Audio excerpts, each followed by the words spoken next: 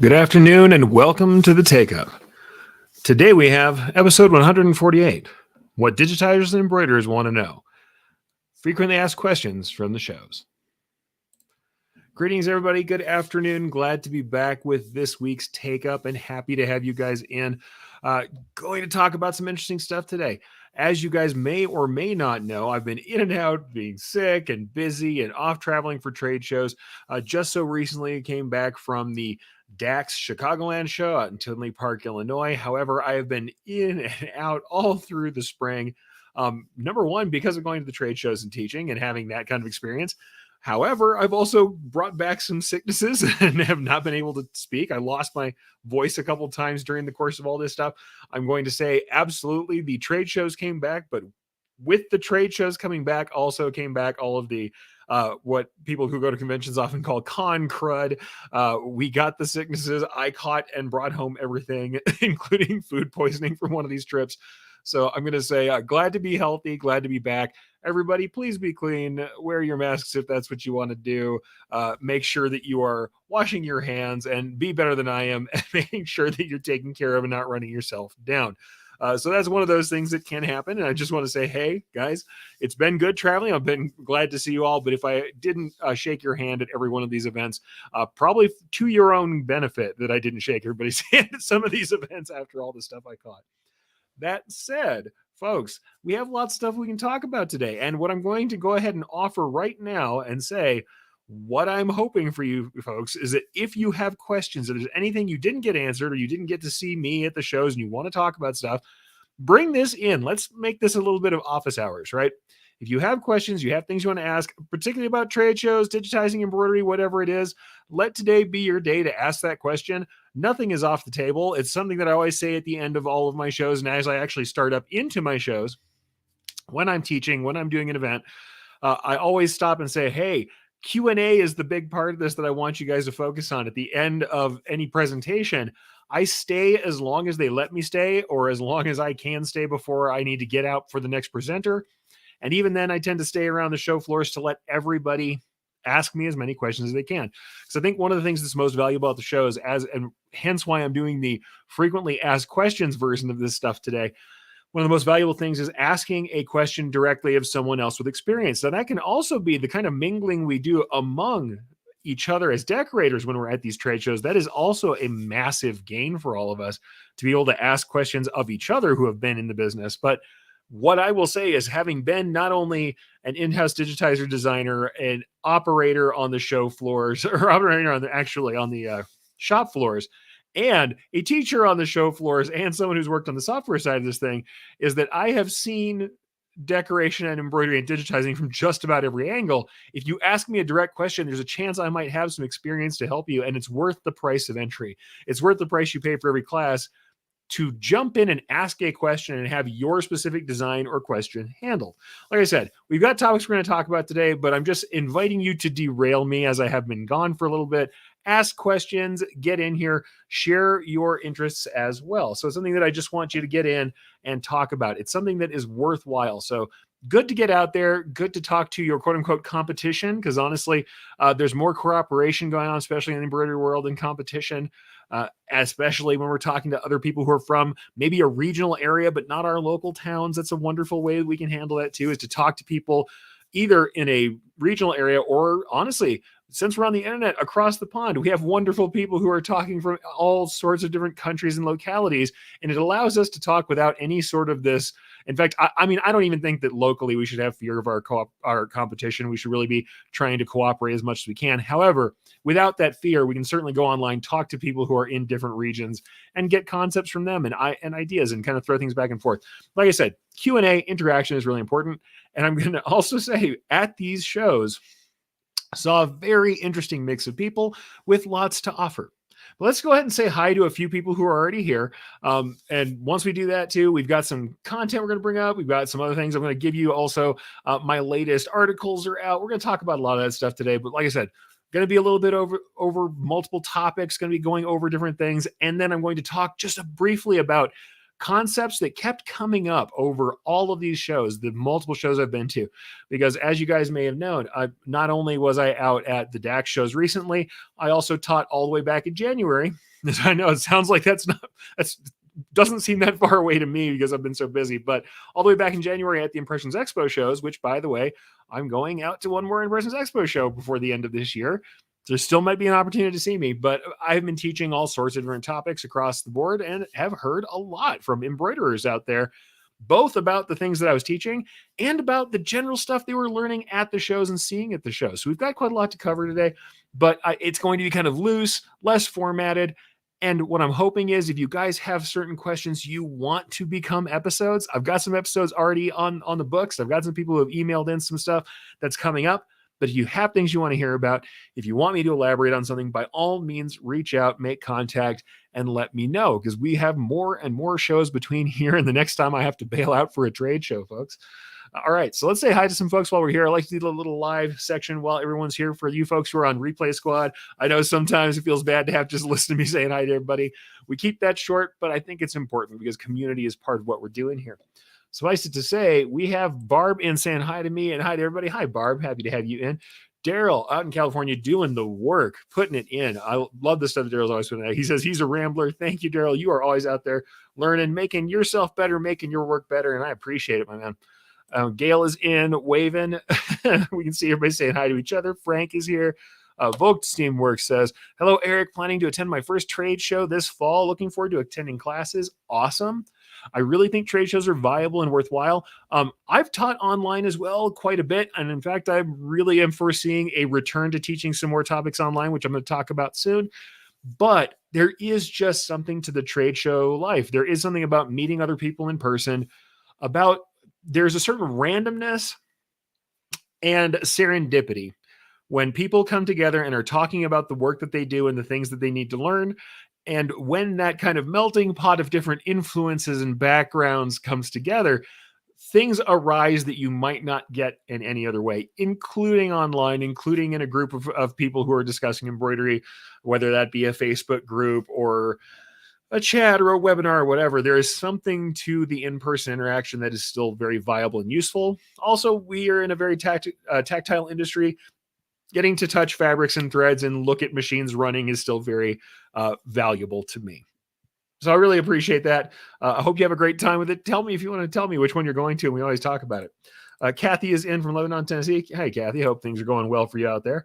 Once again, Frank again from across the pond. Awesome community supporter and someone who is always trying to help and educate. Love to hear that. So thank you, Frank, for being in on both channels, my friend. Thanks. Also, we have people talking to each other, which is awesome. Vogue says Impressions in Fort Worth, perhaps. Yes, I am going to teach at Impressions in Fort Worth. I will say, though, I had a slate of 4 classes that I taught in January, including a long workshop. Right now, they only have me on for 1. And the one they have me on is presenting embroidery's value proposition, which is more about how we present embroidery to make it more valuable to customers. It is more sales and commercial oriented than digitizing oriented. Not a bad class, but a different class than you might be expecting from me, or at least one that you may not go to for the creative side of things. So that's what's currently up there. Love that class. It's one of my favorites, and actually it was very, very well received in January. We talk about the kind of pictures you need to take for your website, how to present embroidery's value proposition, how to make the luxury more palpable to your customers so you get higher values out of it. That's what's currently going on for Fort Worth. I wasn't going to talk about it just yet, but since you're asking, yes, that is the one class that is currently going on Fort Worth. They are still right this minute. I know this because I just talked to the folks over there, the organizers, firming up the offerings, and it's quite possible I'll be teaching one of my other offerings again there.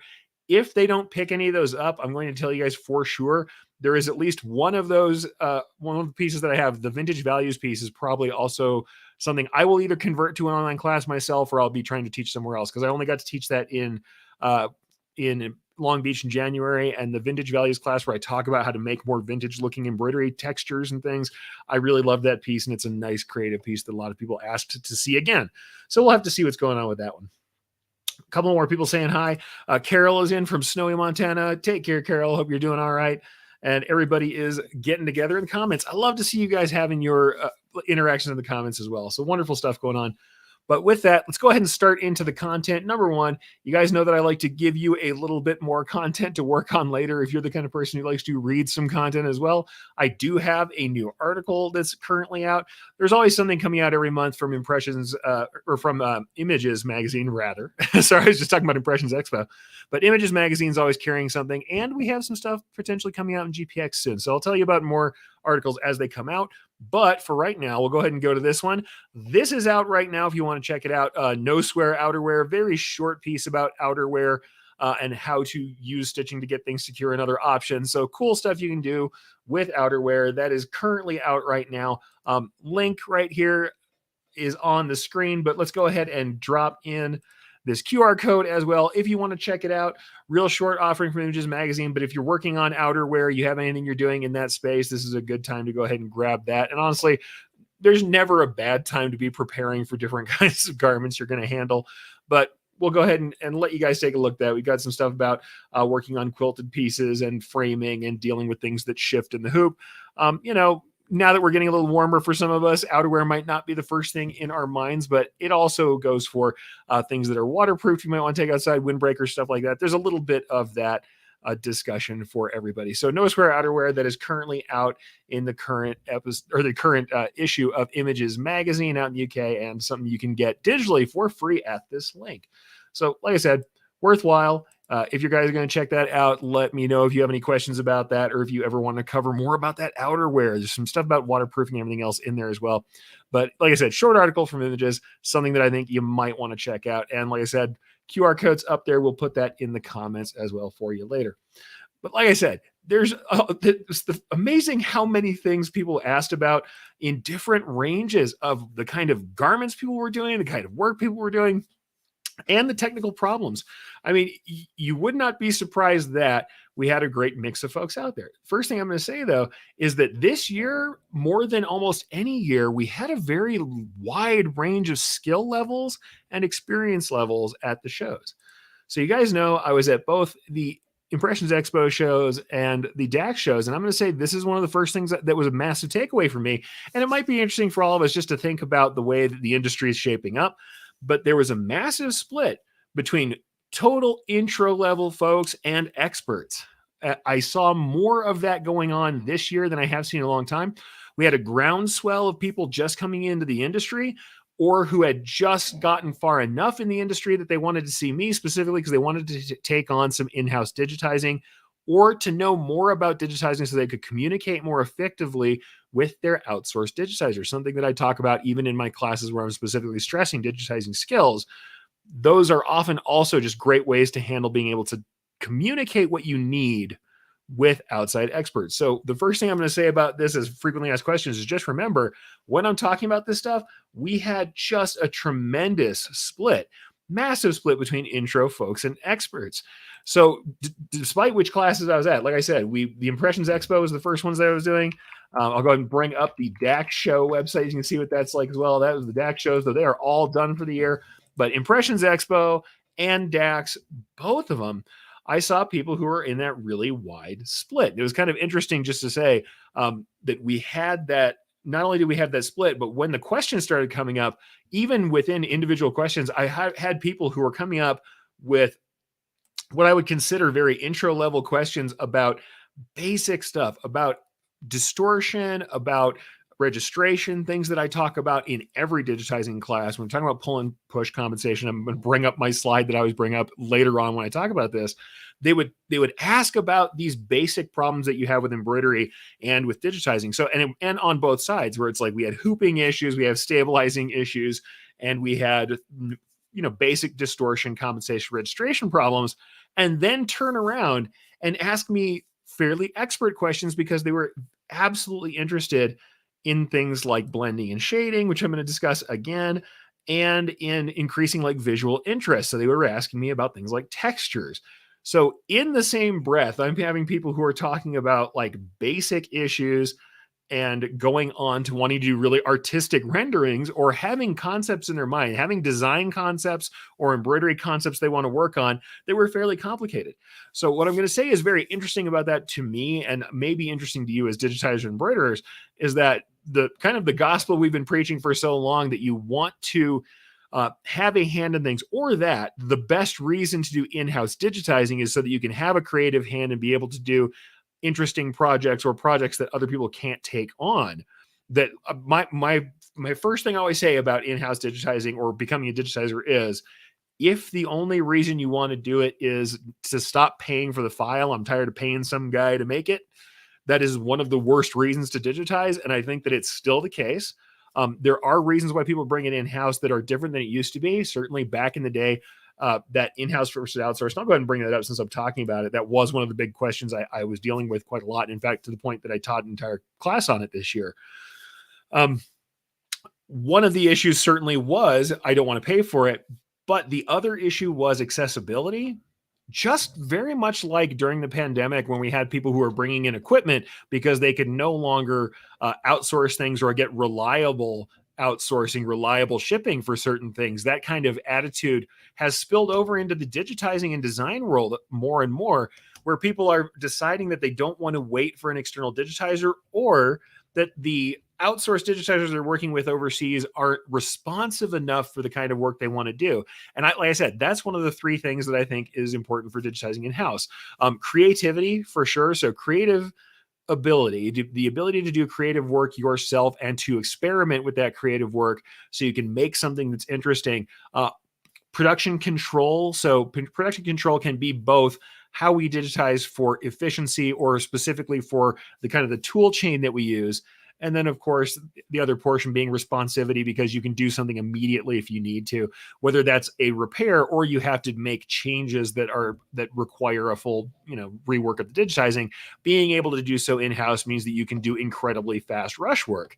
Those are three things that I think are interesting. However, I had not previously really thought about it as literal inaccessibility or instability. And that may be something that has to do with, where people were getting digitizing from, if the countries that they were getting it from are currently having distress, or if the people who are working with them were having distress, or literally just that there is a certain amount of turnaround time, even when people have 24-hour turnaround times with work, that they have been running into more and more situations that they can't get a hold of a digitizer or get a change done quick enough to satisfy their particular clientele or their industry. So the in-house versus outsourced digitizing question got a little more complicated, but it was interesting to me to see that I was seeing an equal mix of what I consider very business motivated concepts, which is, hey, the first one, which I don't like because I don't want to pay for it. So they think they're going to, they're not thinking about opportunity costs, I think. I love everybody to have digitizing software because I think there's other really great reasons why to do it. I was an in-house digitizer and I'll fight for it. However, just to not pay for the files is not the best reason. I think having full control over your equipment is the best reason, or at least among the best reasons.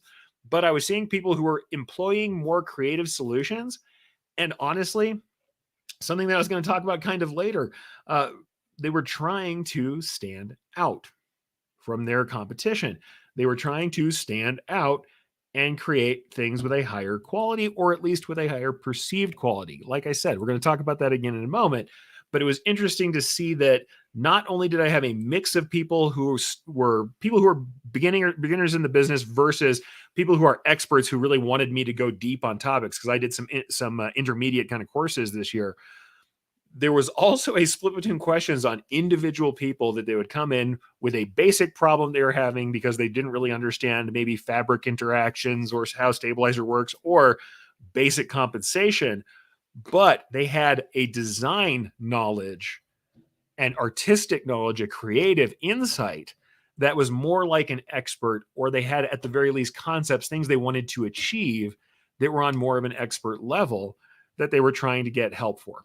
So interesting to see out there. What it reinforces for me is, hey, if you're in this business and you're not thinking about the value of embroidery or what the medium can do for you, what makes embroidery more valuable as a decoration for particular kinds of art, or as a way to express certain decorations, that the textures, and we'll talk about that, of course, more as we go on.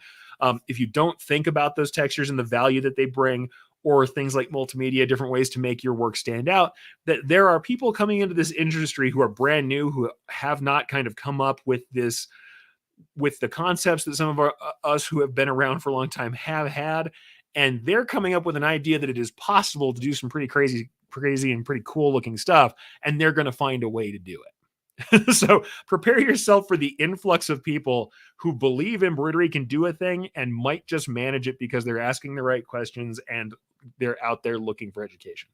So that is interesting to us and interesting as a, like I said, as an indicator of what's going on in the world of embroidery, that we've got more people like this. Though I am also going to say more of them were small boutique shops or regional shops that were serving a certain area, certain, uh, if not a certain niche as a market, they were serving a geographical niche, and they wanted to be able to answer any desire in that niche, mostly themselves.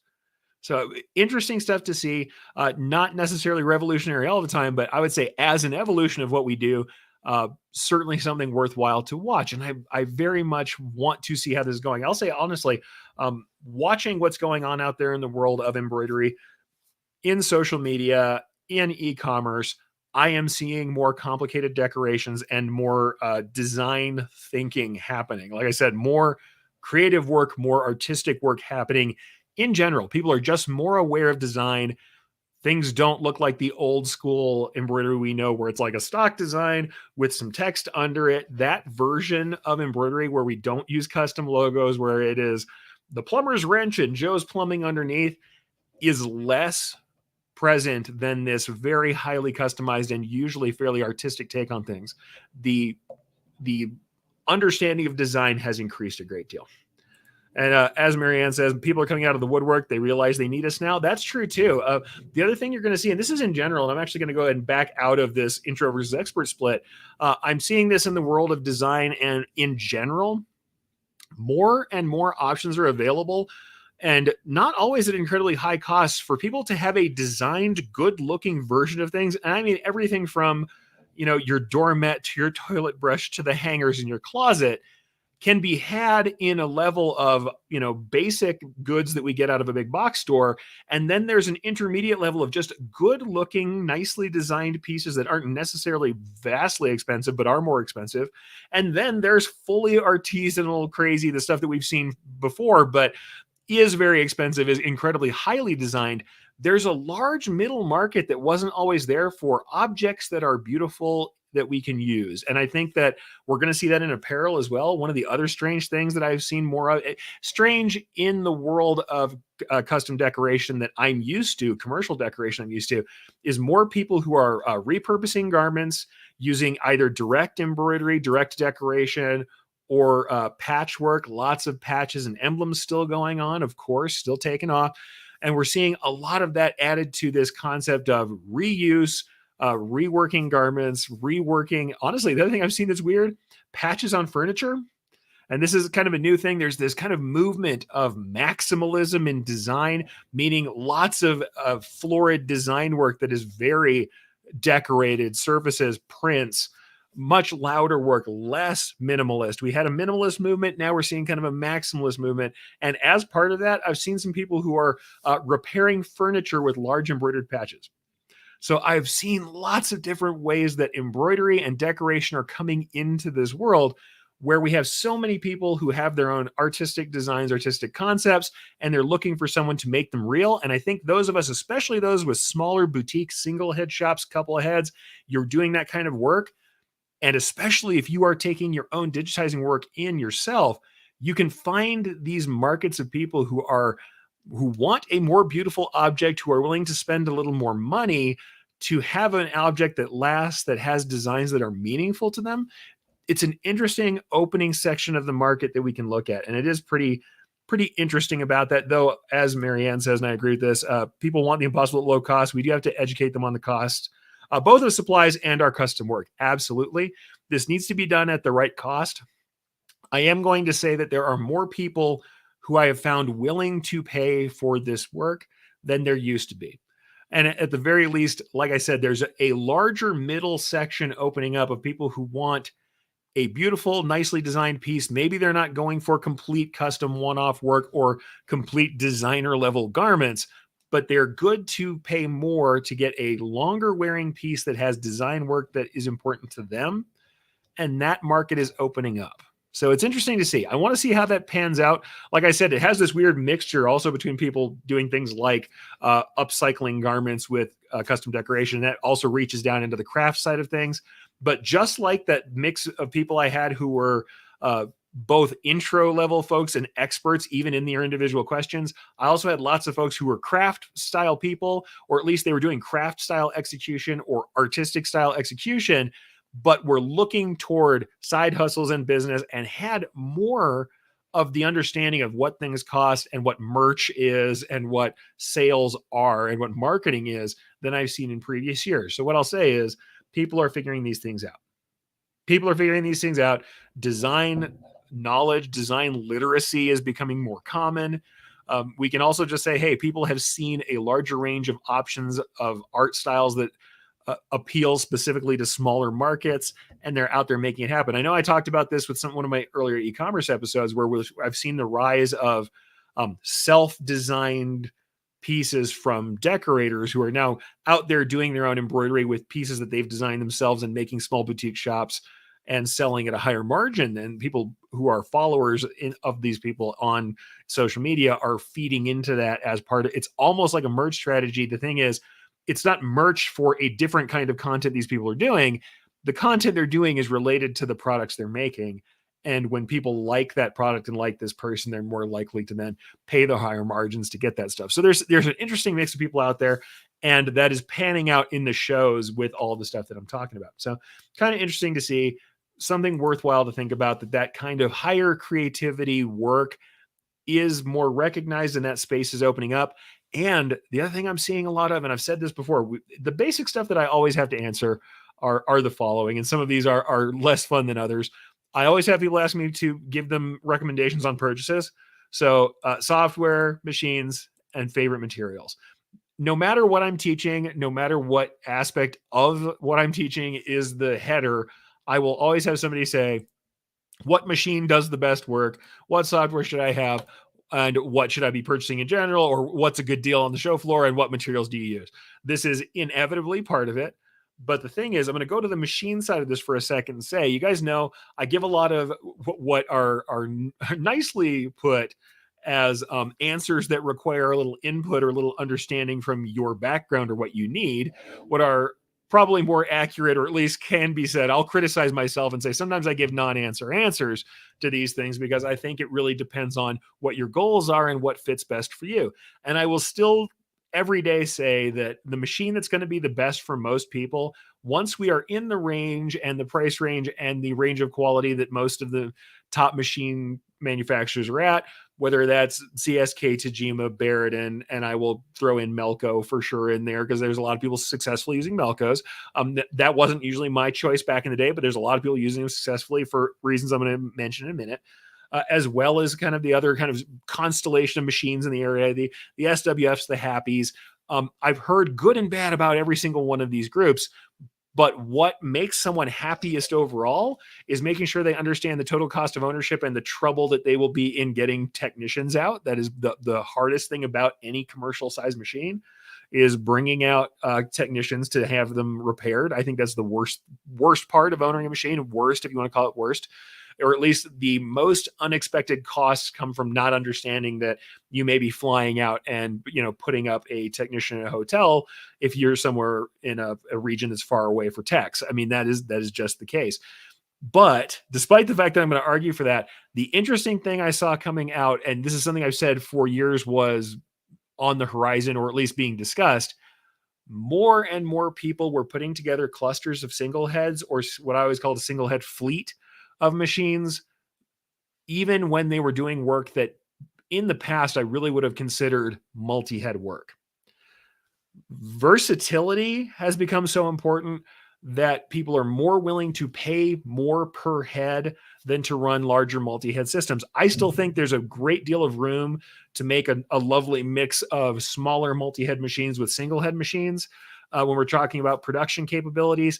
But I've seen more people who have smaller, more individualized orders, more personalized orders, and want to run like a multi single head shop or a single head fleet in their shop. And also on that note, I'm seeing more machine manufacturers take notice of this and put their heads into the space where they're thinking about networking and the operation of a small fleet. So I'm not saying this is the only way things are going. I am saying that it is not just a random outlying fringe, at least this year, in talking to people and what their needs were and discussing what they were going to purchase and what they had looked at. There were more people who not only didn't want to get rid of the single head, because I've specifically written articles about not trashing the single head when you start moving to multi-head equipment, because I think the single head embroidery machine is probably one of the most versatile things we can have in a shop. And we should never get rid of at least one single head. And I actually love to have a couple single heads with my multis. That's a good setup. But that I've seen more people really leaning into this concept of saying, the loss I have in dealing with the multiple single head machines is negligible compared to the gain I have in complete and total configurability of my setup and what I need to do on each machine, what I can run on each machine at a given time. So I thought that was fairly interesting as well. A lot of people really leaning into the single head fleets. And though, like I said, always asking about machine recommendations. And to this day, I say if you got one of the big brands, you're probably going to be happiest with is the one that has the most support from the manufacturer and for which you can get a tech reliably and fairly inexpensively in relation to the rest of the techs out there. If you find a good tech, if you can get good coverage with that, you're going to be happier all day long and have a lower total cost of operation than if you have a machine that you can't get a tech out to your location for. So like it says, because of that, this is why I give no answers. You guys know I've got the big ZSK that's pointed out behind me. That's the most recent machine I've been running was a ZSK single head. But throughout my career, I spent probably the most of my time on Tajima machines. The multi-heads I ran the most were Tajima machines. I've also run Barrett machines, and those of you who've been around long enough know that one of my very favorite single heads was a Brother commercial. So we're talking about the Metal Brothers back before. This is not the Prosumer Brothers, but the old school Brother commercial machines. And the BAS 415 was my favorite little single head that I ran forever. Reliability of the machines is so good these days that I'm not hearing as much about reliability in those top brands. However, what I do hear about, if there's ever a complaint, it is the interaction when there's a problem. It is the difficulty of getting service. So support from the main manufacturers and the ability to get service is a massive thing. And I know you're going to say, really, your frequently asked questions go into this stuff? Absolutely. Absolutely. One of my most frequently asked questions is this one. And then secondarily, software. You guys know I work for Embrilliance, so that is full disclosure. So I'm often showing the tools that Embrilliance has, especially because I actually had a lot of people asking me about automation and about patches this year. So I was showing Merrily quite a lot this year. But you guys know I've also run many softwares. And whenever I lay out all of my work on the table in front of me, there's 4 or 5 softwares represented in the sample set that I usually drag around, right? Everything from QDT, Design Shop, to Wilcom, to, of course, Stitch Artist. These are all capable and all in my set of contacts. And Pulse. I've got a couple pieces out there that are from Pulse when I was running Illustrator. So quite honestly, I have run multiple softwares throughout my career, spent most of my time in Wilcom, certainly, because you guys may have seen those articles from that period. But as I'm working in Stitch Artist, I've done professional work that's gone on multi-head machines out of Stitch Artist as well. To this day, my thing to say about software is try the softwares yourself, figure out what's best for you, and look for what features make the most sense to you. I had people who were doing, patch edges all day who wanted to do some cool stuff with them. I showed them Merrily, and some of them weren't going to digitize. They just wanted to add their own patch edges to existing stuff, and that's a better work for them than a full ticket of something else. And I also had people coming to me, and this is the one thing I'll say, like the machine recommendations, one of the biggest issues with software is also who's using it and who can help you when there's a problem.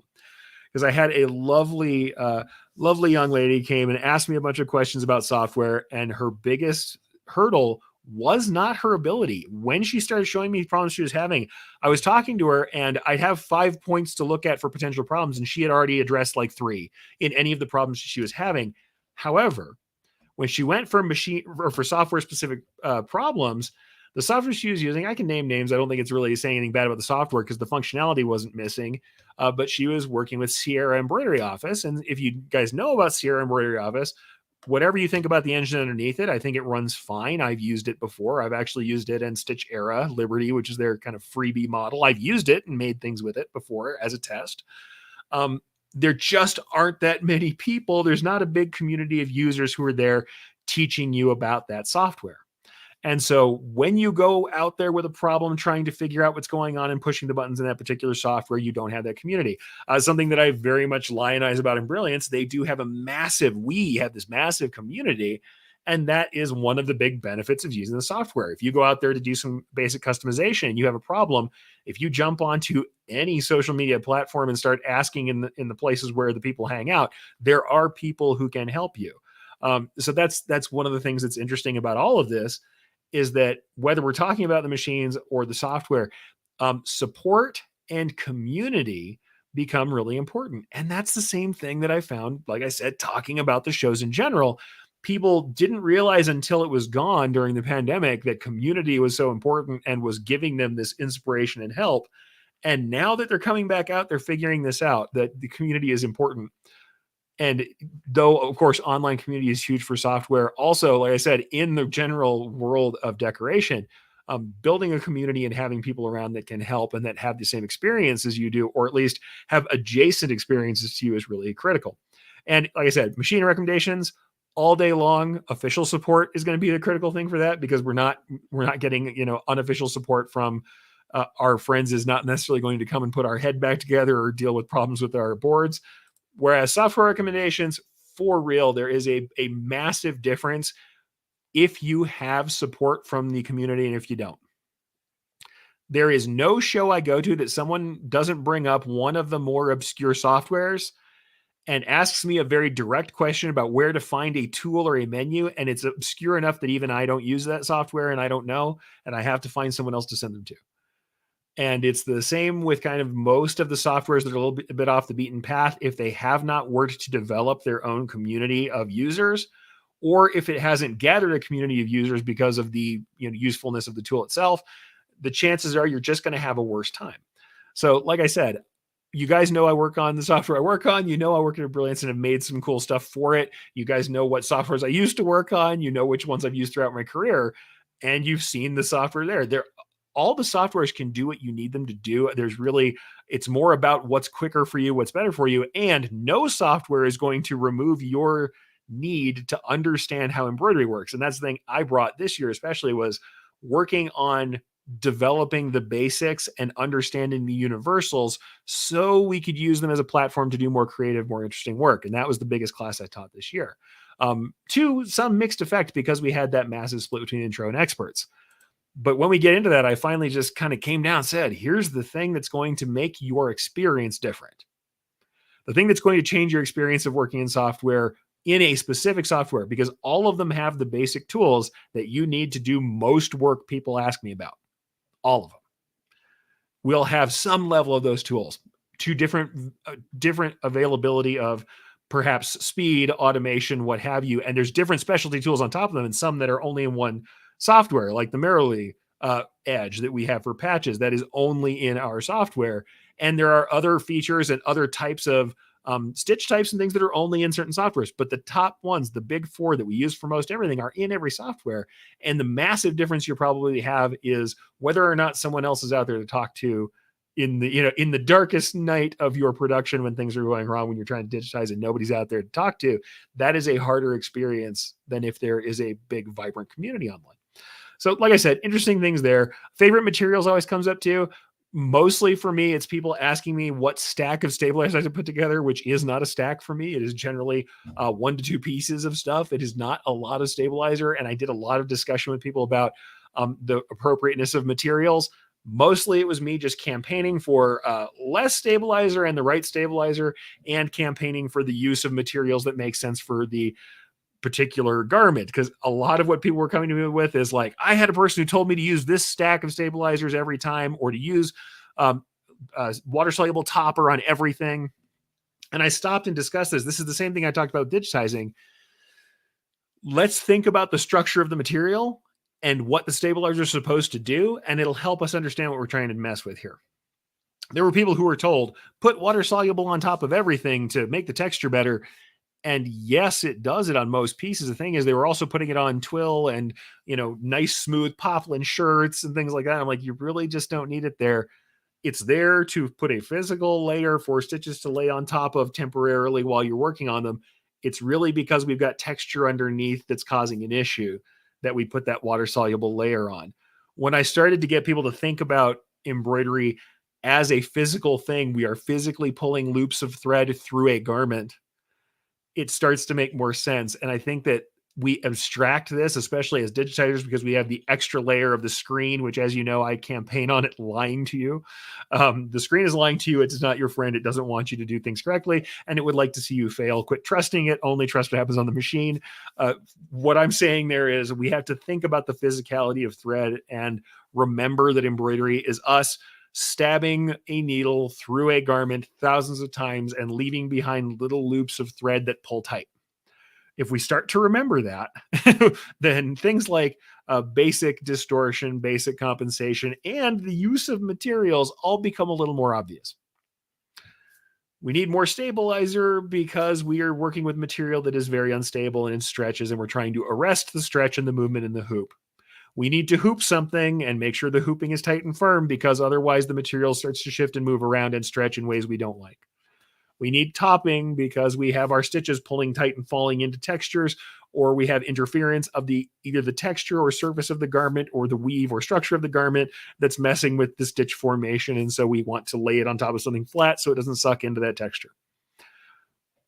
The objects we're using have a real physical reality, and the stitches also. Underlay stitches are there to provide a physical platform on which top stitching can lay physically. My underlay stitches are there, and then my top stitches are laying on top of them. That is what they're literally doing. We're providing a physical foundation and stability, as well as color coverage, and we are using those stitches also to secure the fabric to the stabilizer, because we're running big glorified sewing machines. This is a lot of the stuff I talked about this year. And the funny thing is, other years I had people kind of look at me like I'm crazy when I get down into it, because we had that weird split of beginners with expert concepts. That really landed for some folks who came up to me and said, I hadn't really thought about the embroidery machine as a sewing machine. I'm like, yep, we are literally still sewing things together. We are literally putting thread through our garments. We are seeing the interference between threads laying on top of each other, fitting through the weave of the garment or the knit of the garment. And we are seeing interferences when these come together and push off of each other and lay together and try and lay in one layer and push and pull and draw taut because the loops are under tension. And when I talk about it in this really physical way, it seemed like it landed this year. But a lot of the favorite material stuff, I finally got down to the point where I said, in all honesty, it's the work you're doing. One brand of thread isn't necessarily the king of all threads. You guys know I like running Madeira threads. It's what I came up on, and I love the range that they have. And some of their very specialty stuff, like the matte finish poly that has the ceramic in it that is very dull, but runs a little thin, so it gives you really great detail and a flat affect when you don't want sheen. Or their CR metallic, the new metallic that has that coating on it and runs more like thread than an old school wrapped metallic. I love those threads. Those are great. But by and large, when we're talking about colored polyester and colored rayon, most of the thread brands that we use out there, the top end thread brands, are going to be awesome. They have a lot of testing done to them. You'll find some are better than others for your particular look. The big difference was, hey, rayon versus poly. Rayon's not going to wash the same as poly. It doesn't have the abrasion resistance, the UV resistance, or the resistance to chlorine bleach or industrial laundry. So if you're doing anything that's going to be in an industrial laundry, then your choice is polyester. It's really very functional, even though there is a look to it. But with trilobal polyester threads the way they are now, we get a sheen that's similar to rayon in some of those. And honestly, you can pick the one that works best for you, the brand that works best for you, the price that works best for you, the shipping that works best for you, and you're probably going to be all right with your 40 weight thread. Other than that, we get into specialty stuff. Then we're talking about color selections, things like that. But super specialties, if it's specific materials, if it's fire resistant, then we have to be a little more selective. But when people are just saying, "Hey, what thread do I need?" The brands you use are really going to depend on the look for you, and that they're mostly going to run similarly unless you really try and run like old thread. People are buying up auction lots of thread, not checking for how easily they break, or they're running threads that don't wash correctly for the process they're doing. They do what one of my operators did and run a bunch of rayon on scrubs or on doctor's coats, and then we all cry when our red thread bleeds all over our polyester doctor's coats when we launder them industrially, and that's not what we were supposed to do. We don't want to run that rayon. That's the most critical thing. You guys know that I ran a lot of Isocord and Madeira threads in my career, but I've also run a bunch of like Ackerman, Gunold, and the lot. Trust me, I've run just about every thread you can. I've run Glide from Philtech. I've run every permutation. Iris coming that used to come from Enmart back in the day. So Helios, Iris threads. I've run about all of them and had, I would say, decent success with most of them, unless I was doing something incorrect with the thread. So that's the thing. When I was pushing the thread to do something I shouldn't have, when I wasn't using the needle I should have, then I had more problems. Old school metallics used to have more breakage, but a lot of those were on old machines that weren't particularly the best maintenance. And if your thread path is funky or has burrs in it, old school metallics will teach you a lesson every time. We got some comments, so I'm going to jump on some comments really quickly because I also have some other stuff that's interesting as well. But let's say we got a couple people who are on here asking. So we got questions here. We got things about the different machines and materials as well. Marianne says, I've got 2 single heads. It'll be 95 when I part with them, maybe. Yeah, no. Single heads, I can't let go of that single head production. I'm sorry. It came in useful so many times when I was running 60 plus heads in a shop. We still wanted to have those singles, and I wouldn't give them away for anything. For sampling, for personalization, and honestly, just to, like we said, to be able to do the kind of work you want to do. Sugar Dad says Baradin. Yeah, Baradins are good machines. We had really old Baradins I ran with our Tajimas, and they're fantastic. I'm not going to argue. The things that are interesting now, because we are talking machines really quickly, they do have new features. Yeah, Tajimas have the digital floating foot and the magnetic tensioning that's going around. But Baradins for years were thought of as like the king of caps because their cap driver was really great and stable. ZSK were the original ones who had the presser foot that you could move fairly easily, and they run very well at high speeds. We saw incredible high speeds from the Baradin samples. They had one called the Rocket that was running, 2,200 stitches a minute, which is incredible. So we had a lot of great stuff going on there. But honestly, when we're talking about the bulk of production, most of those machines in that top end category are going to run very well. And the thing is, the question I get asked isn't about these specialty features. The question I get asked is which one will make the nicest embroidery or the best looking embroidery? And I'm like, all of them will make able embroidery, especially if we're talking about running flats. Running flats without specialty materials, they're all going to make able embroidery for sure. For sure. Like I said, there's other reasons why we might change things up. There are specific things that different machines do. Melco has always had the single head networking on lock. They were kind of the first to really, if not the first, they were the ones who did the most work on making that fleet of single heads act either as a single or a multi. They also had the first kind of active feed tensioning. Their active feed tensioning was rare. So they had their original kind of stuff they did. Now we're seeing more digital tensioning. Now we're seeing a lot more features coming in that are new. But when we're talking about, do they all do capable embroidery? Absolutely, including the old school machines that I've run previously. And right now, honestly, I would take some of the old school machines that I ran if they were in good working condition, no problem. Because it's not the additional things that we have that increase the ability don't change the embroidery itself. And it's about your comfortability with that. Whereas a lot of people like to run prosumer machines because they have things like targeting stickers, which will help you get the straightness of your design just right without having to rotate it or play with the way you hoop. There is nothing wrong with that. Automatic threading, that's stuff that in the commercial world, we really just don't have or think about. Whereas in the home world, auto threading, preset colors, which we do have in the commercial world, but it requires different transfer file formats. The ability to do, like I said, auto alignment, that stuff is great. And honestly, if you're okay with the other trade-offs, which are usually a slower runtime, slower stitches per minute, and generally smaller decoration areas, that's usually the case on the prosumer equipment. Not always, depends on what machine you're working on. If that's good for you, then that's great. Plus, you get the added benefits of things like portability. It's much easier to move around a table mounted prosumer machine, to the point where, if you guys have been on some of my earlier shows when I'm talking about machine selection, there are commercial industrial people using home level machines, or at least what we would consider home style machines, plastic case machines, what I always used to say back in the day. Machines that have a plastic cowl on them, like the entrepreneurs, like the Baby Lock Enterprise, the Brother Entrepreneurs, those kind of machines that we kind of see and look at those as a prosumer or home level machine. There are people using those for personalization, up to and including old school commercial embroidery houses that are taking these on tour when they do things like name drops on site or retail emplacements. So that's something to think about, right? There's something to think about, that machines have different value based on what you need out of them and the service you put into them. Carol says, and Brilliant support is amazing. Great community. Love it. Absolutely. Like I said, there are other great communities out there, and people building communities. Like Frank built his wonderful Wilcom community. It's a third-party community. It's not their official community, but it's something he built. And people have them for other softwares. I would say that Brilliance is rare in the amazing community they have.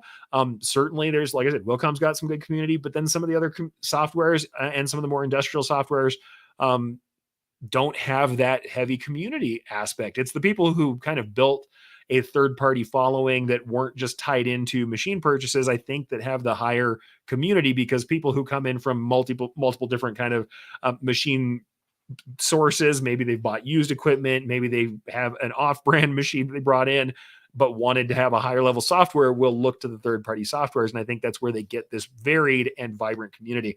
And I agree with Sugar here. Why would people buy software with no community behind it? I think some people don't know, and they buy based on, they see the ability of the software and they see the pricing, and depending on what that is, or they have it offered to them because it is tied to a machine. The person who I was talking to, the machine that they purchased, they got that software with it. They got the Sierra software with it. Like I said, I'm not going to say you can't make some of the Sierra software. I have recreated pieces of mine that I did in Wilcom and Design Shop back in the day in Sierra when I was testing it a long time ago when they first released Liberty, and I was able to remake those pieces. At the same time, I would not think that those are, that doesn't make it great because of that support lack. That lack of support, that lack of community does hurt it. And I'm not saying that as somebody who's experienced as much, because I didn't go with those softwares. I went with softwares that had community support even back in the day before I even had the access to the community. I just lucked out into softwares that had that, and now work at a place, in Brilliance, that has an incredible amount of community support. But every time I teach, no matter what software people are coming from, if they're having pains in running their software, if they're having a poor experience, they usually have a software that they can't find anybody to help them with the basics, or they can't have some input from the community or from someone out there. Like I said, people are working on it. The people over at Melco, they have their events every Friday where they do teaching. And so they're doing it officially and building out their community by using their official channels to do that. We have a very high community kind of basis, and we have people like Lisa who are teaching it every week.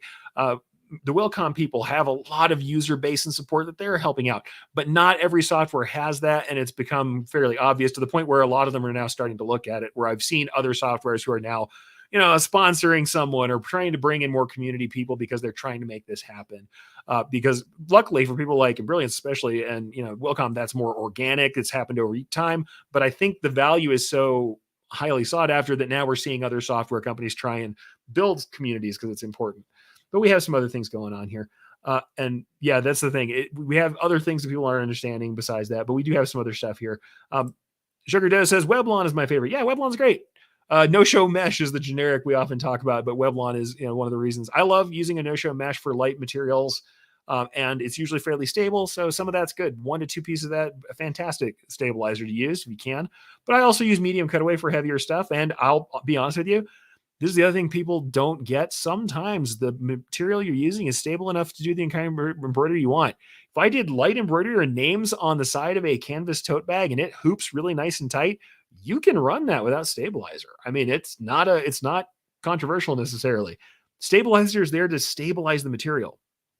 If your material is like iron and will not move, sometimes you can run that, especially with simple embroideries without stabilizer. Single color name with a small amount of decoration, that can work. I surely wouldn't do it on a dress shirt. I surely wouldn't want to do it on a knit. but on certain stuff you can. I think that's the thing. We forget that it's there to do a job. It's not a recipe we follow for everything. All of our materials and all of our stitches are there to do a job. Underlay, one of those big things too. Ramona said someone recently asked about increasing density, but density wasn't the issue. I find this a lot of times. This is communication problems we see. It was the fabric and open weave canvas caused the needle to deflect and caused the edges to look jagged.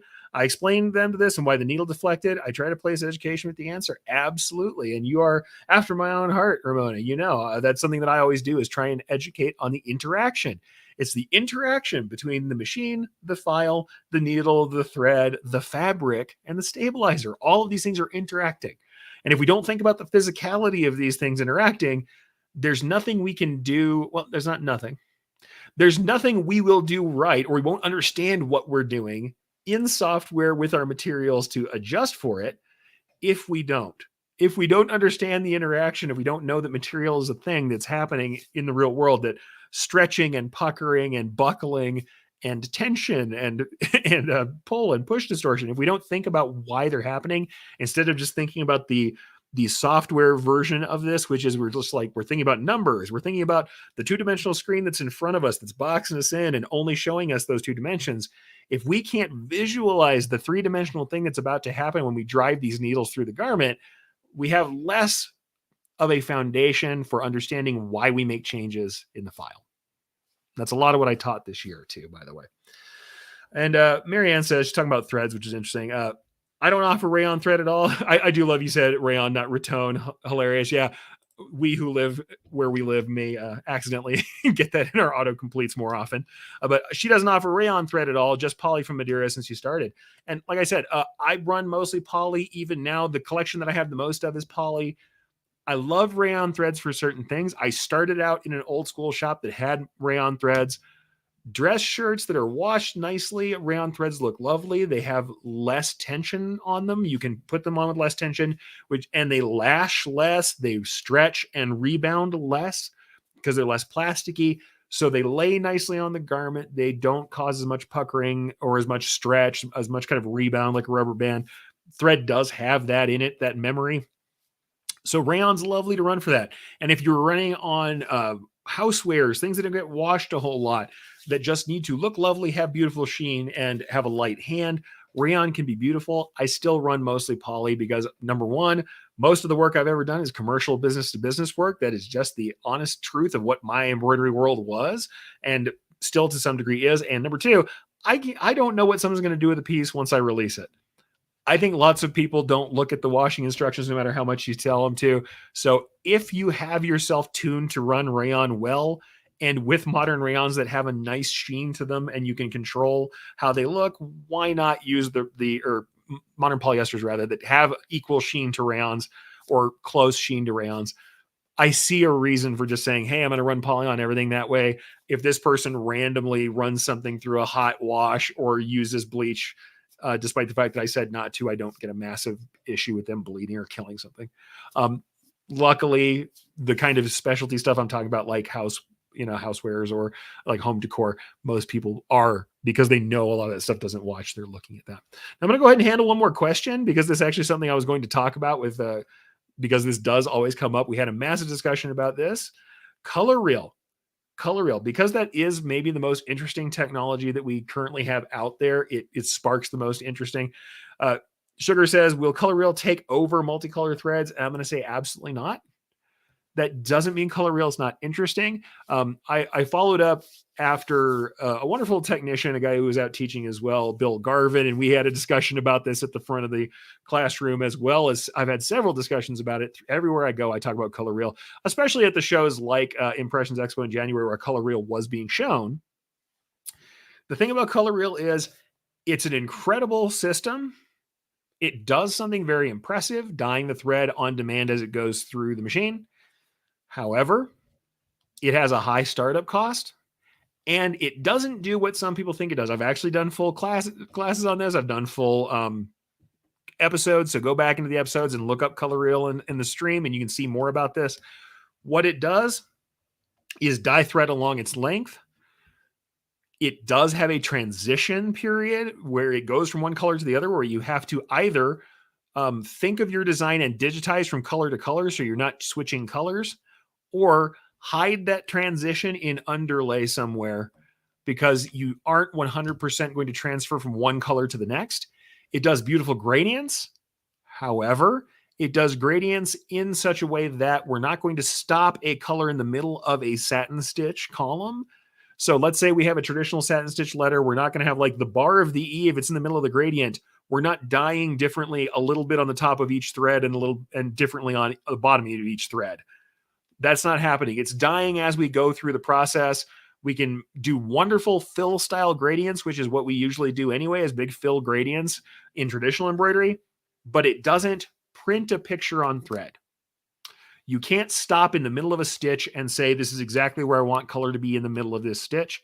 You have a general ability to either change colors and hide the underlay so that we don't see the change, or to make a smooth gradation, but that gradation can shift a little bit from top to bottom. It can shift in the design to the point that in their software, they have a best case, worst case scenario for if you miss the shift. So you can try and find out where to hide the overages in your own design work. So you have to digitize for it, number one. It costs a lot per head. And in the end of the day, like, it doesn't do what some people think it does, which is it's not like sublimating an image where there are people back in the day, it's been around for years, that you will stitch something entirely in white polyester thread, then take a transfer from sublimation and sublimate on it so that you can place an image and locate that on your thread. So we could do things like a traditional satin stitch text where we're using all different directions of stitches, different stitch angles, and still have a vertical gradient on those. Like, you could have a gradient going top to bottom, even though your thread's going all different angles. That's not going to happen with color reel. Color reel changes thread along the column. So if we turn a C, we're going to get gradients that follow the C. We're not going to be able to do the gradient from top to bottom. So it depends on the gradient you want. It depends on the color effects you want. If you're doing things like grass and variegation and stuff like that, it's cool. If you want to have color matching and you don't want to ever change your colors, and you can find a way to hide your transition between the colors in the underlay stitching, that's great. Then you don't have to change colors. So it's great for like the people who are doing like print on demand, digital kiosk type work. That's great. I can imagine it being in a kiosk somewhere where somebody wants to be able to select any color ever. And if the designs they're using, the stock is digitized for color reel, or they're doing text where they can spool off the excess of the color to get what the color they want, so that every name can be any color in the world, or we can do a gradient inside of a filled area so we only have one angle of stitching and we can control that. Wonderful. Then it does incredible gradients, incredible colors, or we can use it to have any color in the world thread that we want at the drop of a hat, and we just use our transitions or hide our transitions. It does not print a graphic anywhere you want, and it can't dye half of a stitch exactly the way it should. So those are the things. Like I said, color reel, I've done classes on it, so I won't go too far into it. But yeah, thank you, Sugar, for the question. The thing is, even though I keep talking about it, you guys go, really? We're going to talk about color reel again? Absolutely, because it is the current evolution of the technology that we're seeing, and it is continually going to be asked about at shows. And until we see it in full production more and we start to understand the problems for which it is the right solution, I don't think that everybody's got a hold of it yet. I think it started out as a really cool solution looking for a problem. There are now people understanding how to use it in particular business models that make sense for them, but there's still a high cost to put one on top of every head, and it's going to be prohibitive for a lot of folks. Like I said, for me, I would use it for like rapid prototyping, for kiosks. That kind of stuff makes sense to me. If I were in a design house that was eventually going to go to traditional embroidery, but I want to be able to make anything at any time, I can see just being able to use any color to make samples. But there are reasons why I'm not fully bought in yet. Also, it only works on polyester thread. Currently, it works on 2 thicknesses of polyester. We're not making metallics out of it. We're not doing specialties. We're not dyeing wool blend or thick threads. We're not doing that. So I won't go too far into it, but yeah, that is always a question. Jerry says, I've been using 7511 Smith & Organ needles on a quilt, warm and natural batting, always skipping stitches, went to 7010, no more skipping. Yeah, interactions between the materials, something to understand, even when we're talking about digitizing. So let's go on beyond that. We'll talk about some other stuff that we got into. We got into the favorite materials. Like I said, Basic distortion and compensation, always on demand, right? We are always going to talk about that. I'll go ahead and bring up the slides for what I was just discussing. This is one of the longer class I did at the DAX shows. We'll go ahead and kind of go picture in picture for a second just so you can see that.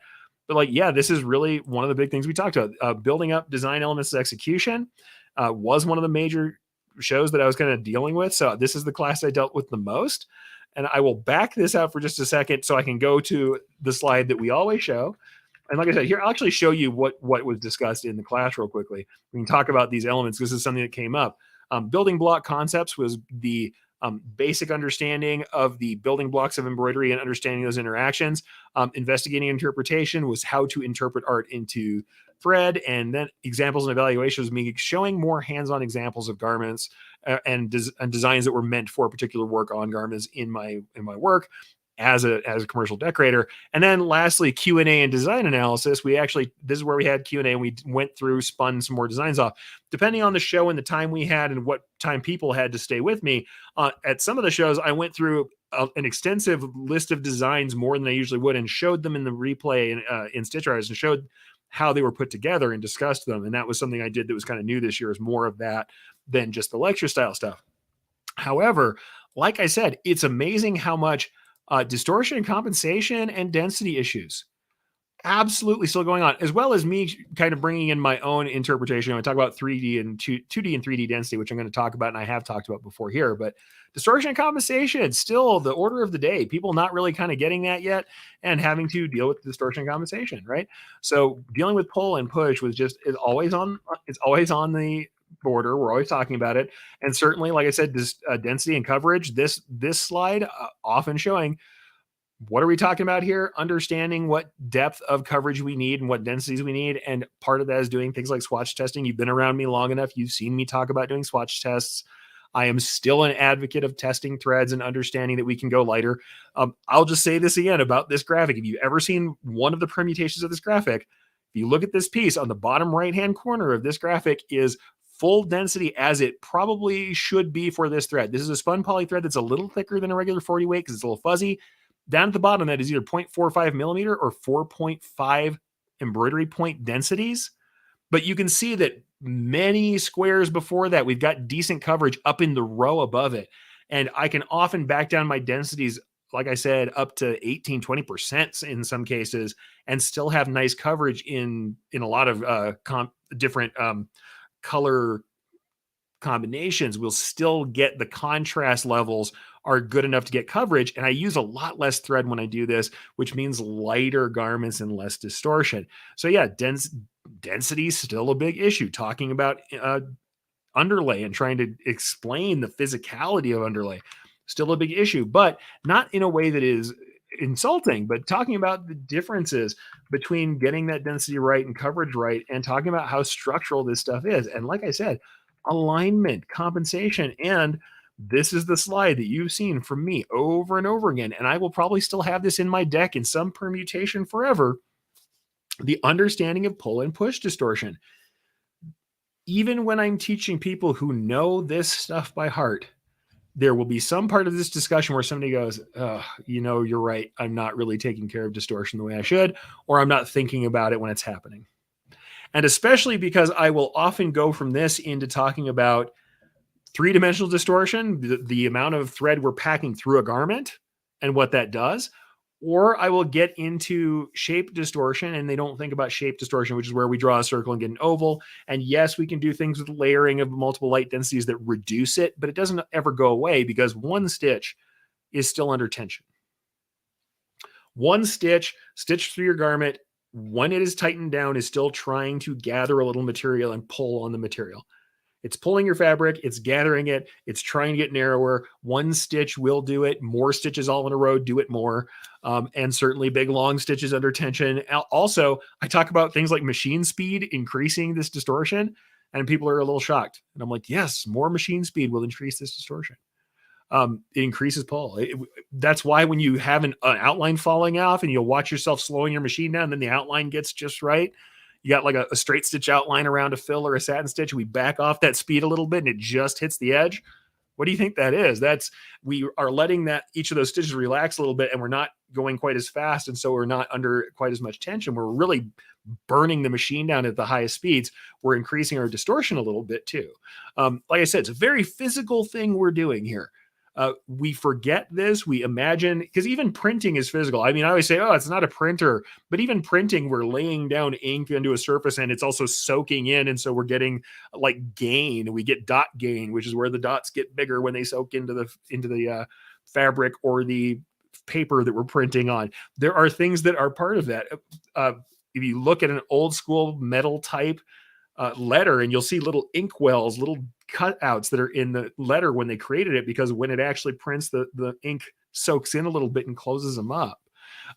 There are things that we do because of the physicality of our medium, of the thing we're working in our case, thread, or we're talking about embroidery, we're talking about driving needles through a garment, that makes sense if we start to think about that physicality. And even though I was teaching a more intermediate course that got into things like color blending, that got into things like shading, I did discuss as part of that process the physicality of thread. And I think that's something that gets forgotten along the road, is that we need to deal with that. And I mean, I think the biggest example of that, which I found people kind of not only laughing at, but kind of understanding very well, was the 2D versus 3D density. I mean, certainly there's also things like sequencing, where we talk about the order things run in for efficiency, but we forget that as we're moving the hoop around and running things, that we can end up with distortion or things that go out of registration, because the more we move and the more we stitch, we're manipulating the fabric in the hoop. The more we stitch, the more it stretches and moves and pulls. The more we move back and forth inside the hoop, the more likely it is to shift as we're going back and forth. So sometimes we isolate areas. It's very much like running a cap center out. Well, you can also on a big jacket back isolate areas. And that's something I taught and that I always teach. And that kind of, some people, a light bulb goes off in their head. They're like, oh, wow, yeah. I was running all of one color at the same time on a 12-inch wide or 15-inch wide jacket back, going to all the way to one corner to the opposite corner of the design area. And of course, the more that I sew over here and then back down to this other corner, the more likely I have shifted that garment or shifted some level or layer of that garment, so that the outlines fall off when I go back up to the original corner I was working in. Things like that are about that physical interaction. I think those of us who have operated embroidery machines, especially like me, if you operated a machine that didn't stop for thread breaks, then you've watched all these interactions happen, and you know that there's a physicality to this thing that you can't get away from. And I think especially as I have people coming to me who are more literate in design but less literate in materials, they think of the software like vector software, and though they're more adept at manipulating the software, they're less likely to immediately grok, to immediately understand below their lower jaw exactly what this material is doing. And so sometimes they need a little extra bump to say, hey, remember that you're running a big robot controlled sewing machine that is moving material around, that's stabbing it thousands of times. And when they think about that for a minute and go, wow, yeah, I've got fabric and I'm leaving threads through the fabric that are stretching out that material and making it shift. And that every time I'm driving that needle in, I'm disturbing that fabric. It starts to make more sense. That physicality comes through and they understand it. And I think that's not a lack of understanding. It's just coming at it from the concept of someone who's used to printing, especially, or digital artwork. They may not have thought about just how much we are interacting with the fibers of our material and the thread, just how much the stabilizer has a job to do.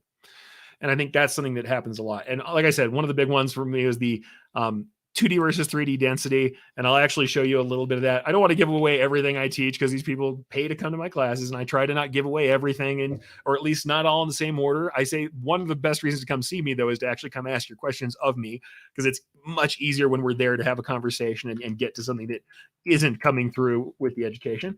But like I said, I want to talk very briefly about the 2D versus 3D stuff. And I think that's, like I said, 2D versus 3D density. The big thing is this, like I've been saying over and over today, we think about the two-dimensional density, which is what we see on the screen, how close things are together. We don't think about the 3D version, which is that we are punching this needle repeatedly through our fabric. And each time we do, we're leaving 2 layers of thread that go through that hole and are remaining there after we're done.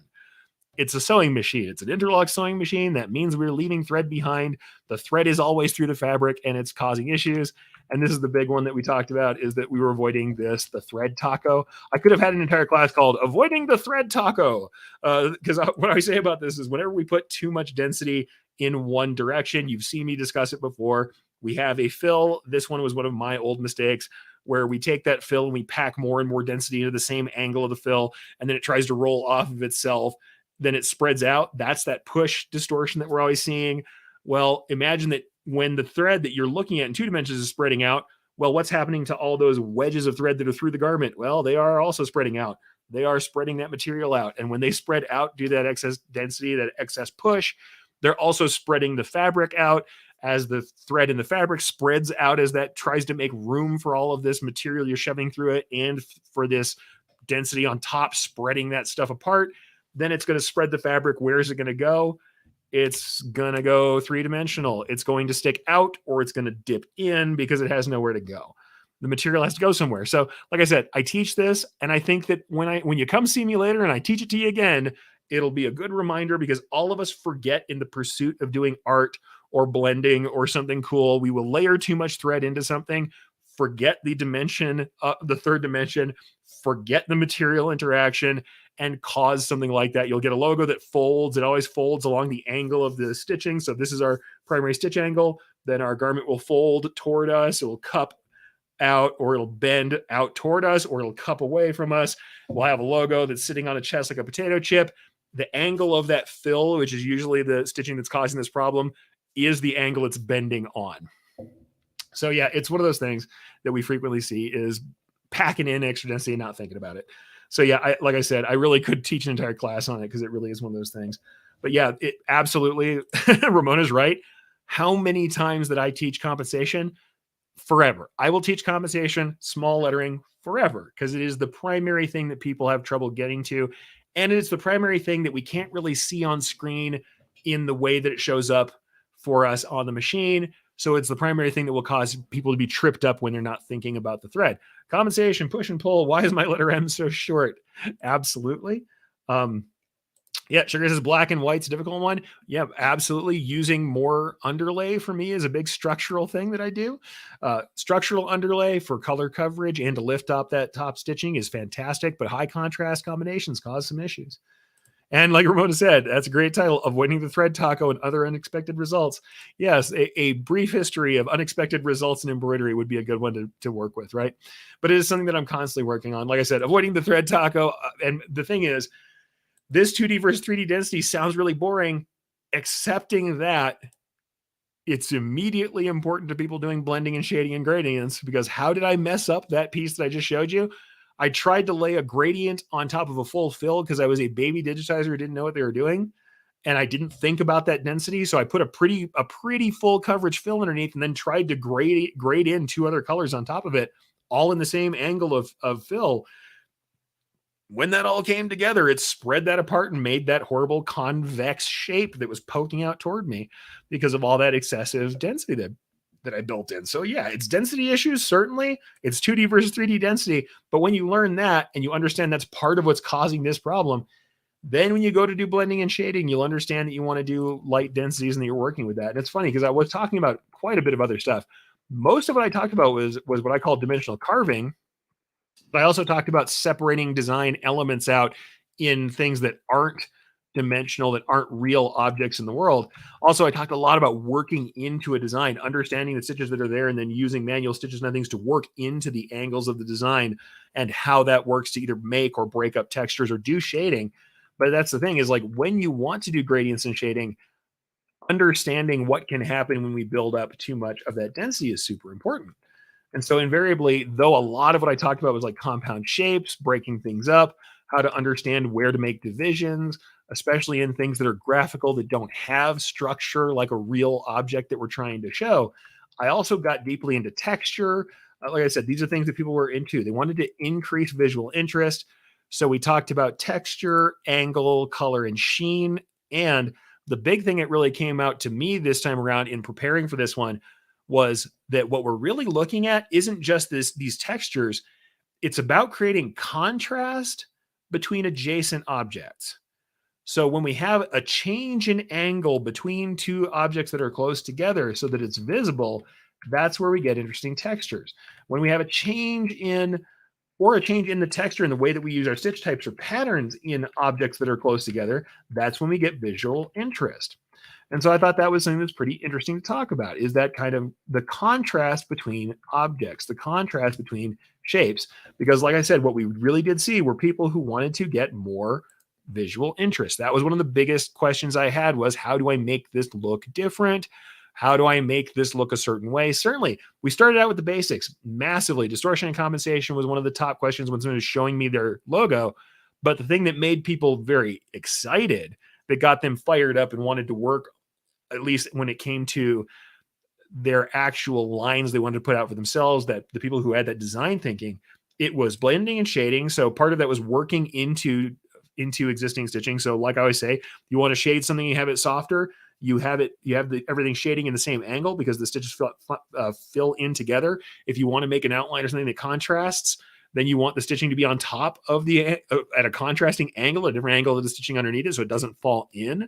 So there were some of the things that I was showing where you can use manual stitches to shade into something, but still do some stark lines while you're using the same set of manual straight stitches, because you could work into the existing fill angle, but then work across it when you want it to be sticking out. So interesting things about using the physicality of thread to make that happen. But it was like blending, shading, and gradients were massive. Certainly, I already had it prepared, color reel. That was one of the things we also talked about. But they wanted to be able to make gradients themselves and to do blending and shading. So we talked a lot about that in general and about how we work into an existing fill stitch or an existing satin stitch and why satin stitches don't grade the same way as fills.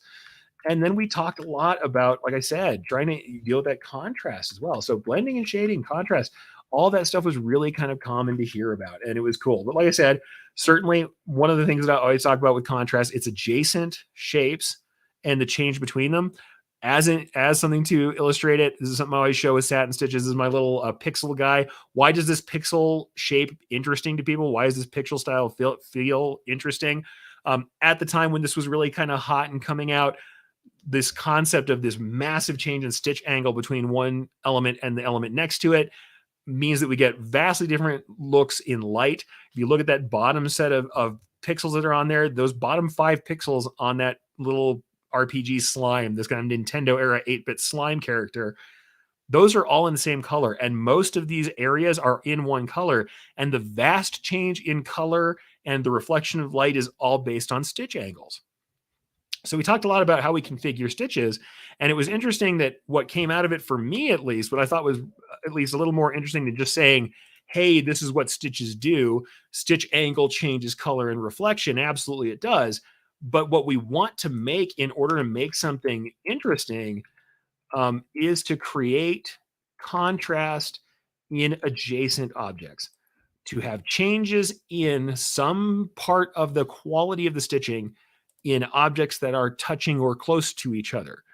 That's the thing that makes things different. And I mean, I often show pieces where I show you like single color designs that have a lot of interest to them. And really it is about breaking up shapes into multiple pieces. I've shown this piece before, the compound shapes where we're still using one color. It's all satin stitches, but because the angles change and there's separations, there's light and shadow, that's a big part of it.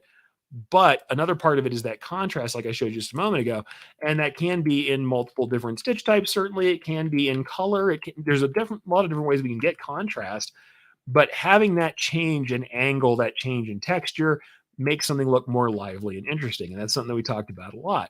And honestly, I talked about it in several different types of the classes, because even talking about the vintage class that I taught, the vintage style class, a lot of it was about creating interesting textures, and the contrast in that case wasn't in adjacent objects. It's that as a product, the stitching in a vintage styled piece that has less of the very regular tatami style fill stitch style areas of fill of color coverage has a contrast to the rest of embroidery that it might be next to in a shop. Where if you're looking at those vintage style stitches, like I showed, if you look at the vintage episode I did where I talk about that Sukajan jacket that was kind of a mock of real Sukajan jackets, it was a takeoff of the post-war Sukajan jackets that Superdry did. They used this big satin-like fill stitch style that really stands apart and doesn't look like modern embroidery, but it's all done with the same tools that we all use. It's the contrast between it and the rest of what you are used to seeing on a jacket in the high street stores and streetwear. That's the contrast there. But within a design, it's the contrast between adjacent objects that are interesting. It is in making it look different from the objects around it. And so contrast in that case makes a big difference. So certainly color, and that was the other thing that was very interesting, is talking about the difference between color shading and painterly work. If you guys follow Lee Caraselli from Balboa Threadworks, her work is very painterly. She uses color very much like oil painting, but a lot of her stitches are fill stitches that go left to right. A lot of her stitches are built that way so that she can interleave them and make the kinds of shading that we're discussing, right? Because we have all these angles, we can't change angles, otherwise things don't fall together, and the underlying color ends up looking like underlay for the top color. It sits together. When we have light density fills that are interlaced together, we get shading. But if you look at her designs versus my designs, which tend to be more like classic embroidery, where I have lots of stitch types and different textures and lots of turning satin stitches and multiple objects bringing together contrast of stitch type and texture. So it's really about different hands, and that digitizers have a hand, and the hand and the look that we bring to it, that increases interest, and that helps us stand apart. We stand out by being different from the rest of that herd, or at the very least, by each of us having a different way in which we interpret things can help us to stand out. And honestly, the different way we solve problems can help us to stand out. The different way we address issues in embroidery, issues on different garments, issues in interpretation can make differences. So, like I said, interesting stuff. That's a lot what was going on there. It was just people having these really desires to increase the visual interest while dealing with the basic problems we usually have. Usually I have one or the other. I will have people who are dealing with basic problems, but they have no concept of the artistry of embroidery or where they want to go. They might have a type of design they want to do because they have a market they're moving into, but they don't necessarily think of thread as a medium. Whereas this time I had people who were thinking about thread to a degree, understood what embroidery should look like, and loved embroidery for what it was, but didn't understand how to control it. And that was a really interesting thing about it, where it's like people who didn't understand it in that way, but did understand the design notes of what embroidery looks like. And that was pretty cool. It was an interesting group of people. And like I said, more people who were taking on digitizing for what I consider the right reasons, or at least the better reasons to do it in-house than simply to reduce cost. I think everybody should have digitizing software, because I can't imagine not being able to control or add to, or even just work into an existing design, even if I'm talking about basic corrections or things like global underlays that can add stability. I want to be able to create stitches no matter what level of digitizing I intend to do. However, not everybody is going to do full tilt artistic digitizing, but the people who are coming to me to learn digitizing this time, they were out for additional training because they wanted to make something that was quality and stood out and that had, like I said, increased visual interest. So we got into it, the angle, the texture, the color, the sheen. We got into what you can do with thread. And I think that's kind of the highest calling for digitizing to me, is to be creative with it. And it doesn't mean more complicated is better. It doesn't mean more colors is better. It doesn't mean painterly shading is better than low color, graphical, shape driven, texture driven embroidery. There's not a better or worse. There is a desire to make something that thread is the best version of it. I think that's something that I talk about a lot, and I really saw kind of coming back to me. What about embroidery is valuable and is uniquely valuable, and how can we control it in a way that to access that? And I think the thing that I may have added to this conversation is just trying to bring people down to have this kind of dirt and clouds mentality. What does this mean? You got your feet in the dirt. You understand you are standing on the surface of the ground, and you know that we are physically working with thread and it has the qualities that it has. And we have to understand those and manipulate our machines, manipulate our materials in such a way to take advantage of those things so that we can put our head in the clouds and work on artistic, interesting ways to make the best use of thread for what it is. It's a medium that has texture, that reflects light in a certain way, that we can use different types of threads to vastly change our looks. And the other cool thing I got to do was to tell people about the settings-based things, the value-based things we can change in our software without redrawing, Most of what I teach is about how we draw our embroidery, how we break up shapes, and the way we handle that. But this year, not only did I do the breaking up shapes and the texture, like I always do, talking about how even in a single color of thread, we can make these kinds of contrasts. And most of this is predicated upon how I broke up the shape, with secondarily being about stitch types.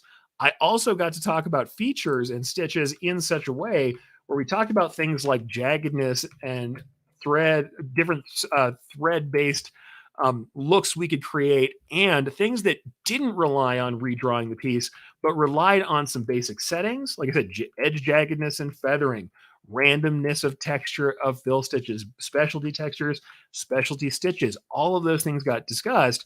And I got to use that to say, hey, there are ways in which randomness of edge, fill stitch randomness, density changes, multi-pass or whip stitch satins can be used on an existing shape. And you guys have seen me teach this before. On existing shapes without redrawing. This R is not redrawn. Each one of these R's has the same count of stitches, but each one has, from left to right, a higher whip or count value, 1 stitch per crossbar versus 3 versus 5, and a higher level of randomness or jaggedness or feathering, depending on your software, on the edges. This being done in Stitch Artist, that would be a whip stitch satin with multiple counts, and it would be the feathering on both edges, and with more randomness to the feathering. Without redrawing the R, I can get vastly different looks, and from top to bottom, I have a traditional rayon thread versus a matte finish polyester. And that was the other cool thing, as I said, that all of these things come together. There is a unity, there is a holistic nature to this thing where the drawing makes a difference. How we break up shapes, that is our interpretation and makes the biggest difference to how things can be addressed, because we can't change the shape unless we draw the shape differently. But we also have the ability to control variables and to make that contrast happen. So what were the top questions? Funny enough, just like I said before, big split between the intro and the expert. Top questions were, give me those purchase recommendations, Eric. What machine do you want? What software do you use? What materials do you use? Then we had people saying, here are the real problems I'm having in the world. Distortion and compensation being a big, massive one of them. Density and coverage issues. I'm getting the thread taco and the potato chip logo. How do I stop that? And then we got into the high level stuff, and people were deeply interested in blending and shading and gradients, to the point where I would probably teach that again very soon and talk about it. And of course, some of the business stuff, in-house versus outsource. Why does it make sense? As we got into this creativity, I went, yeah, that's a great way to do it, and increasing interest. And that made us get into that whole possibility of what can we do with thread. And all of it was together. The thing is, this stuff is part of the basics, and it's part of the high end. We know what thread does. We understand how to control it. It means that we can then use it and stretch it in mark making, in creating coverage of areas of color, and then in making different values with our lines, with our threads, with the different types of stitches we can do. And the greatest thing is I got to get to this point of saying, hey, here is the split between variables in our stitching and what we do when we draw, when we digitize, how we break shapes apart, and that both of them come together to make something interesting, as well as here's what we do with materials, and here's what we do to use things like specialty motifs and specialty stitch types to further increase it, to make something more interesting, because we're going beyond what people expect. We are contrasting with what's out there. We are standing out. So with that, folks, what I'm going to say is the other thing people wanted was more specialty project stuff. I can't do a lot of that stuff at the trade shows. Most of the time I have to be more of a generalist because I have a wider audience. There may be more room for specific project stuff on the Takeup. Haven't really decided yet. I've always been somebody who taught kind of the basics to give you the possibility to build any project you want, but there is room for this. Again, I will say lots of people wanted additional training that went either up a level or down a level. So they either wanted extreme hand holding, or they wanted me to really push out into it, which funny enough probably goes with the specific projects. What I'm going to ask you guys to do is to let me know if you are here right now, or you know somebody who wants a certain kind of class and they haven't gotten it from me or from someone else. Make contact with me. Go to ericcampbell.com, use the contact form to let me know. Contact me here, leave comments, tell me the classes you need, because what I'm going to tell you is I'm still teaching for Impressions Fort Worth. Things might move around for that. And also next year, not only do I teach myself, people ask me, including as showrunners, they ask me what people are asking for pretty frequently. There may be a little more influence on my end where I can help this stuff happen. So if there are things that you want to see that you're not seeing, by all means, reach out. Let me know, because that contact is where you're going to get it. I'm one of the people who luckily gets somebody's ear once in a while, been around long enough to get it. And I'm one of the people who makes these classes. So ask us for what it is you really want. It's such an important thing to do. So let's see here. We've got a couple more comments, and then I'll let us all go here. Barb says, I wonder with the thread distortion fabric, can you make a cool quilted sculptural effect? I think you can, and I've seen people do it. What I've actually seen people do is make ruching with elastic fabrics. That was a classic way people were making specifically certain kinds of deformations on purpose with garments or threads that shrink when they're heated. So yeah, I know that's possible, and that's a real thing, right? Bottom leg of the E that goes up. Yep. Distortion like that. Got Ramona says, yeah, I had a carving file recently, black silhouette that I carved. They came back and said customer wants it flat. Yep. Every once in a while, I've only had it, like I said, less times than I have fingers, but every once in a while people want something flat. It's a good reason to talk to them about it. Right. Sugar says, then they want it printed. Yep. Sometimes that happens. And, Identity Threads says, by the way, she said, speaking of textures, blends, small layering, when I saw the sample table at DAX in Tinley Park, I was amazed what you had there. Lots of awesome samples showing these things. Thank you very much. Glad that you were there. Glad that we got to talk about it. I believe that's you, Bill. I might be wrong, but there's multiple people who came up to me, and I can't always attach your company names to you. So let me know who's there. I got to talk to a lot of folks. I got to talk to Bill for a good long time. Bill Lubers, who's here all the time. And I might have pronounced your name incorrectly. Got to finally meet him in person. I got to meet a lot of really cool people, and among them, followers of the Takeup, people in the Brilliance community, people in the embroidery community in general who came up to me. I would like to say thank you for being there at these shows, and thank you for the compliment. What I'll say is this: I bring out those samples because it's what people talk about and the things that they need, and sometimes it's easier to point it out on the table. I know sometimes I haul out the same samples over and over again.